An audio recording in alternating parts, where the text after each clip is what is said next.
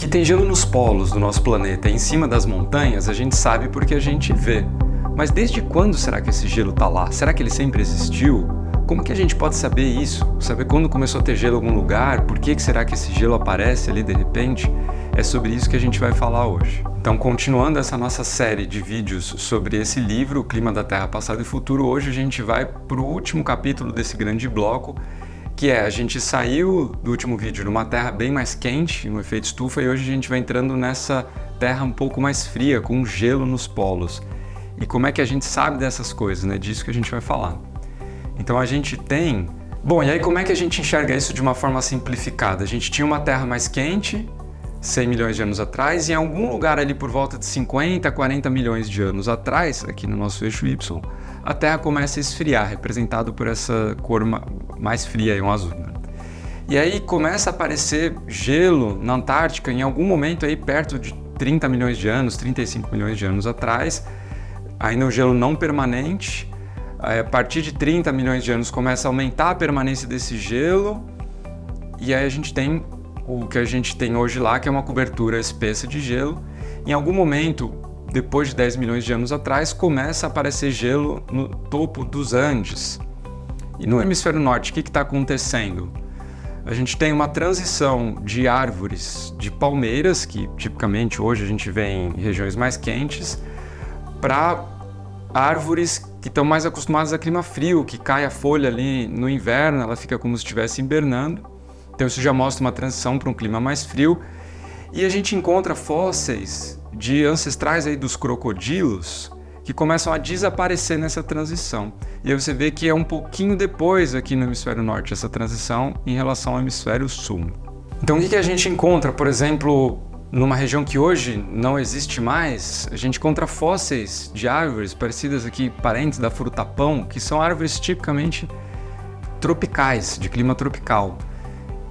E hoje, nessas mesmas regiões ali no hemisfério norte, a gente encontra a vegetação de tundra, que é totalmente adaptada a estar congelada uma época do ano. Você tem aí animais típicos dessa região. Então, se a gente tiver essa transição no mesmo lugar, uma vegetação que muda de plantas adaptadas a clima quente para uma vegetação adaptada a um clima mais frio, a gente pode dizer que o clima está mudando nessa região, que ele está esfriando. Então, isso é uma evidência muito clara dessa transição. Além disso, também baseado nos fósseis de plantas, é possível a gente observar mudanças no formato das folhas. Então hoje, o que a gente observa, se a gente observar as plantas que existem hoje? Em regiões mais quentes, está aqui a temperatura embaixo, a borda das folhas é mais lisa, mais retilínea. Em climas mais frios, geralmente a borda das folhas das árvores ela é mais enrugadinha, ela é toda serrilhada. Então, essa porcentagem desse serrilhamento, né, ou desse liso, a gente pode medir, transformar isso em porcentagem, e a gente vê que quanto mais suave, quanto mais lisa a borda da planta, da árvore principalmente, geralmente mais quente é o clima onde ela está adaptada. Então, se a gente pega essas fósseis do passado, da mesma região, dessas folhas, e analisa, a gente pode ter uma inferência da temperatura média daquele lugar com o passar do tempo. Então, a gente tem aqui no eixo X uma média anual estimada de temperatura e a variação no tempo, com base nesses fósseis encontrados nessas diferentes rochas da mesma região. Então a gente vê que por esse indicador, por essa evidência, a gente tem também uma diminuição de temperatura ali para a região do Polo Norte. Legal, então mais uma evidência. A gente pode olhar também por uma terceira evidência, e esse é o funcionamento dessa evidência, ele é bem complicado, eu vou gravar um vídeo só sobre isso, que é sobre isótopos de oxigênio. Por enquanto, eu não vou explicar o funcionamento, mas a gente pode medir, a gente vê que a quantidade dos isótopos de oxigênio, o que é isso? É como se fosse o sabor do oxigênio. Você tem oxigênio 16, 17, 18, e eles têm densidades diferentes, então eles estão preferencialmente em lugares diferentes. Por exemplo, na geleira vai ter muito mais oxigênio 16 do que oxigênio 18. Então, se a gente considerar aqui a superfície do nível do mar como um padrão, a gente diz que essa quantidade de oxigênio 16 está muito menor na geleira. E ela vai ser um pouco maior, a quantidade de oxigênio 18, no oceano profundo.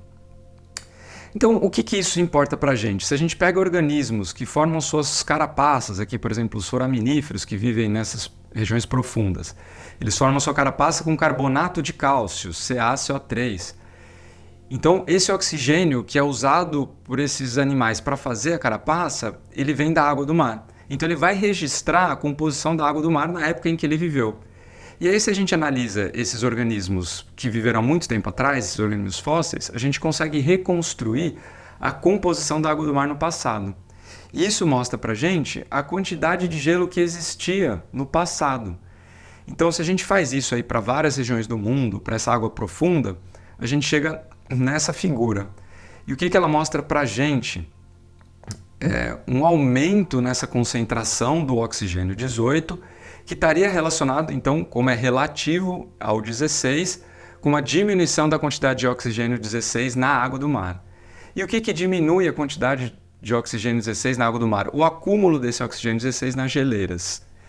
Esse mecanismo eu vou explicar em outro vídeo de novo, porque ele é muito complexo, mas esse indicador mostra para a gente, então, que ao longo dos últimos aqui 70 milhões de anos, para o presente aqui em cima na figura, aumentou a quantidade de gelo na Terra. E isso só faz sentido numa Terra mais fria. Então, de novo, além da gente ver essa evidência nas folhas das plantas, a gente vê essa evidência em organismos do fundo do oceano. E aí, a gente pode fazer algo parecido também com essas carapaças, mas baseada na quantidade de magnésio que esses organismos incorporam na sua carapaça. Isso depende da temperatura da água. Então, se tem mais magnésio, é porque a água está mais quente, então acaba entrando ali na composição da concha mais magnésio, e se diminui o teor de magnésio, quer dizer que a água está mais fria. Então, quando a gente olha essa figura para os últimos 60 milhões de anos, a gente vê que a temperatura era maior nessa água profunda 60 milhões de anos atrás, e ela foi diminuindo. Então, quer dizer, é uma diminuição de temperatura no mundo inteiro, tanto na atmosfera quanto no fundo do oceano. Então, a gente tem fortes evidências para dizer que essa temperatura, nessa escala de tempo, de 10, 20, 30, 50 milhões de anos, está diminuindo. Bom, se a gente consegue dizer que isso está acontecendo, falta explicar por que isso está acontecendo. Então, a primeira coisa que a gente tem que ter em mente é que a geografia do nosso planeta mudou, a posição dos continentes mudou nessa escala de tempo. Então a gente tem 200 milhões de anos atrás, todos os continentes juntos em um só, que era chamado de Pangeia. Nessa época os dinossauros corriam livremente por aqui. E aí, com o passar do tempo, esse supercontinente começa a se quebrar. Começa a dar origem ao nosso Oceano Atlântico. Ele tem aí cerca de 100 milhões de anos. Olha que interessante, já parou para pensar que o oceano tem uma idade? Ele existe há um tempo, né? E aí o que acontece? Começa a mudar totalmente a distribuição de calor pelo planeta. Então isso vai mudar o funcionamento das correntes, isso vai mudar o relevo, vai começar a surgir montanhas, platôs, formas de relevo elevadas, e tudo isso vai interferir no clima. Vamos ver como que isso acontece? Bom, começando pelas correntes, o exemplo clássico aqui é o isolamento da Antártica. Então a gente está olhando esse mapa pelo sul, como se a gente estivesse olhando pelo sul do nosso planeta. Então a Antártica está aqui no centro. E hoje existe uma corrente que dá a volta aqui no Polo Sul, que é chamada de circumpolar, porque ela dá a volta no polo. Antártica, porque está ali dando a volta na Antártica. E aí o que acontece? Essa corrente isola a Antártica do resto do mundo. Então não tem o calor que poderia vir aqui do Equador e aquecer o Polo Sul, ele não chega. Esse continente ficou isolado. Isso permite que a temperatura seja mais baixa ali e o gelo vai se acumulando. E quando que acontece isso? Bom, cerca de 30 milhões de anos atrás, a América do Sul desgruda aqui da Antártica e também a Austrália desgruda aqui da Antártica. E permite que essa circulação comece a acontecer. Então isso já seria uma dica de algo que pode ter contribuído para esse resfriamento do nosso planeta, a formação dessa corrente ao redor da Antártica. E é nessa época que a gente começa a ter evidência de gelo mais permanente na Antártica também. Então olha que interessante como essas coisas coincidem. E aí um outro movimento importante foi o fechamento aqui do Istmo do Panamá, que juntou a América do Norte com a América do Sul. Antes elas estavam separadas. E aí uma circulação que tinha aqui de água quente superficial do Atlântico para o Pacífico e uma água um pouco mais fria, de baixa salinidade aqui do Pacífico para o Atlântico, ela deixa de existir. Se reconfiguram as correntes, começa a existir essa corrente do Golfo, que leva água quente para essa região aqui no hemisfério norte. Isso teria elevado a umidade na atmosfera, aumentado a precipitação e aumentado então a possibilidade de neve e de chuva nessa região. Então olha só que interessante, né? Esses mecanismos explicam como que mudanças na posição dos continentes conseguem alterar de alguma forma o clima. E aí, além disso, esse movimento dos continentes, ele também gera mais ou menos rochas disponíveis para o intemperismo. Lembra lá no vídeo que a gente falou de como que o intemperismo, esse processo de decomposição das rochas, altera o clima? Então a água da chuva passa ali pela atmosfera, absorve o carbono, formando ácido carbônico, e esse ácido reage com os minerais da rocha, é transformado em outros íons, e esses íons vão lá para o oceano, ajudam esses organismos a formar suas carapaças de carbonato de cálcio, e esse carbonato de cálcio, depois que o organismo morre, vai lá para o fundo, e é um mecanismo então para tirar esse carbono da atmosfera. E a gente já viu nos nossos vídeos lá sobre o efeito estufa que a quantidade de carbono na atmosfera vai determinar a intensidade do efeito estufa e, portanto, determinar a temperatura do planeta. Então, com essa abertura dos continentes, tem mais rocha disponível para esse processo. Então, começa a haver uma maior captura de CO2 da atmosfera. Esse seria um efeito importante também para explicar esse resfriamento aí ao longo dos últimos 50 milhões de anos. E o que a gente vê então nessa época? A gente tem um fator muito importante, por exemplo, a colisão da Índia com a Ásia, formando uma das maiores cordilheiras que a gente tem hoje, formando esse platô do Tibete também. O que é o platô? Essa região alta, plana, mas muito elevada. Então, essas regiões elevadas elas são muito sujeitas ao intemperismo e erosão também. Esse material vai ser levado para o oceano. Isso acaba capturando esse CO2 da atmosfera, esse carbono da atmosfera, e diminuindo também a temperatura do planeta. Então, se a gente olha aqui, o material que é transportado para os rios, a gente vê que a maior carga vem dessas regiões elevadas, que você tem um relevo elevado.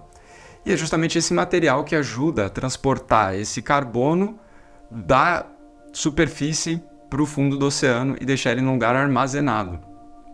Então, com a expansão dos continentes e os choques entre as placas, entre esses continentes, mais relevo foi gerado. E com mais relevo tem mais material para o intemperismo. Mais intemperismo significa tirar mais carbono da atmosfera, e isso significa diminuir a temperatura do planeta. Então a gente tem esses efeitos combinados resultando nessa diminuição de temperatura. Se a gente volta para aquela nossa lógica lá dos efeitos de feedback, o que a gente tem? Se tem uma elevação dessas áreas, dessas cordilheiras, tem um resfriamento global. Como que isso acontece? Aumenta a quantidade de gelo. Esse gelo ajuda a fragmentar as rochas, também favorecendo o intemperismo. Com mais intemperismo, diminui a quantidade de carbono na atmosfera e isso faz com que a Terra esfrie. A Terra esfriando mais, aumenta a quantidade de gelo. Além desse efeito do gelo de quebrar as rochas ali, o gelo também reflete mais luz do Sol, o que faz com que a superfície da Terra também fique mais fria. Então é um efeito combinado, que se retroalimenta. Então como que isso funciona? Essas geleiras, quando elas expandem ali no inverno, elas vão friccionando as rochas, gerando fragmento de rocha. Na hora que ela derrete no verão, essas rochas ficam expostas ao intemperismo e isso intensifica o intemperismo. Então a gente viu como esses diversos fatores contribuíram para um resfriamento do nosso planeta nessa escala de tempo aí dos últimos 50 milhões de anos. E a partir de agora a gente vai entrar numa escala de tempo menor e começa a ficar muito mais interessante, as coisas ficam mais dinâmicas e melhor explicadas porque a gente tem mais informação. Então se você está gostando desse conteúdo, se inscreve aí para receber os próximos vídeos e compartilha com alguém que você acha que pode se interessar. Te vejo no próximo vídeo.